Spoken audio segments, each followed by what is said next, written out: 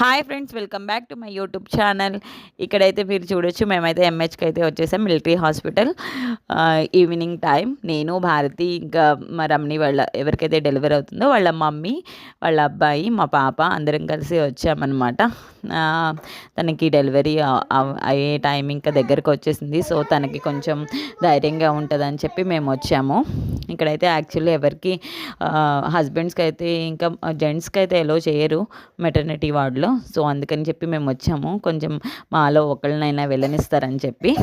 సరే తను చూద్దామని చెప్పి మేము ఆ రోజు డెలివరీ అయ్యేదాకా ఈవినింగ్ దాకా ఉన్నామన్నమాట.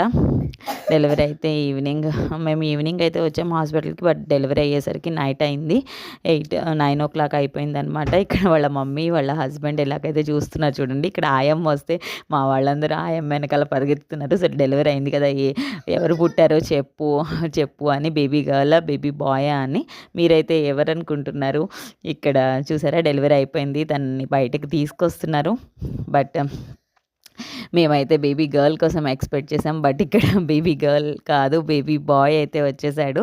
సో చాలా క్యూట్గా ఉన్నాడు, మాషాల్లా. సో ఏదైనా పర్వాలేదు, ఆడపిల్ల అయినా మగపిల్లాడైనా ఎవరైనా చాలా మంచిగా ఇద్దరు బాగున్నారు కాబట్టి అదే చాలా హ్యాపీగా ఫీల్ అయ్యాము. ఇద్దరు బాగున్నారు, మదరు అండ్ బేబీ.